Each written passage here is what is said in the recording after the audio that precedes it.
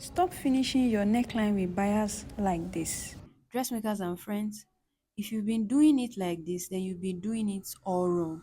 You can see that you still have a little bit of the rough edges of the bias right on the dress. In this video, I'm going to show you how to properly finish with bias, and you will find this video helpful. So don't forget, give it a thumbs up and also share with your sewing friends. I have here a demo which I'm going to be using as a neckline for you. I also have a store-bought bias tape which is already here.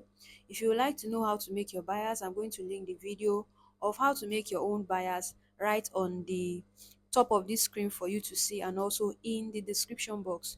Alright, so now we are going to be using this bias, and I'm going to be showing you how to properly do this on your neckline using this which you see right here as a neckline. I'm also using contrasting color of bias so that you can see clearly what we are about to do. It is always advised that you always use matching accessories with whatever it is that you are sewing, okay? Now, in order for you to use this bias properly to get a good finishing, here is the trick. You have to fold the beginning of the bias like this. Can you see how I folded this? So make sure it's folded like this, and that is the start, and make sure it's folded at an angle just as seen. Now you are going to place it right on your neckline or whatever it is that you intend to use it to finish, and now you are going to start sewing.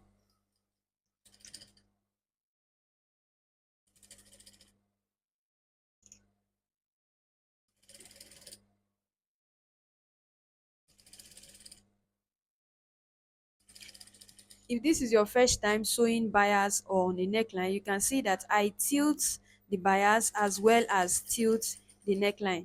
This way, both your fabric or your dress and the bias, they sort of work at the same pace. So you have to do this. It's really important that you do this when you are sewing.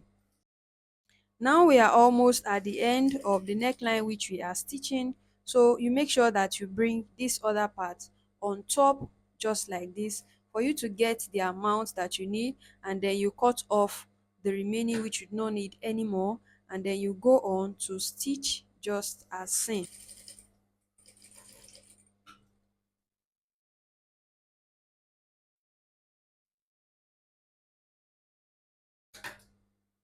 Right, so now that you are done with that, you take out your neckline this way, and then you go ahead to sew it inside.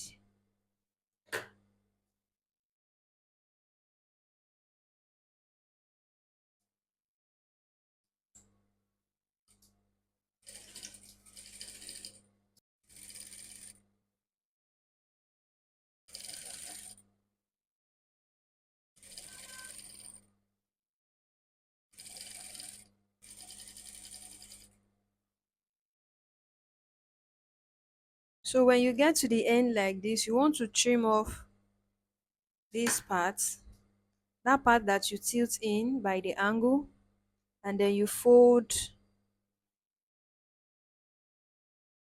So now once you fold it in just as seen, you're going to continue sewing.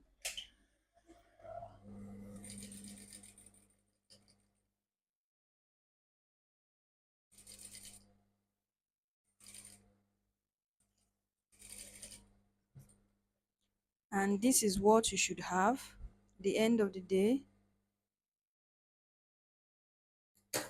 So this now will not frill, you can see. Now, after pressing your clothing, you should have something that looks like this. Look at the neckline. Look at how neat this is. You can see this will not frill no matter how much your clients wash. It will not frill, and it looks good and it looks neat. And on the front, this is what you should have. Can you see everything looking neat? So I hope that you have found this video helpful. Give it a thumbs up, subscribe if you have not done so already, and also check out the next video so that you can see how to actually make your own bias if you don't know how. I'll see you again in the next video. Thanks for watching.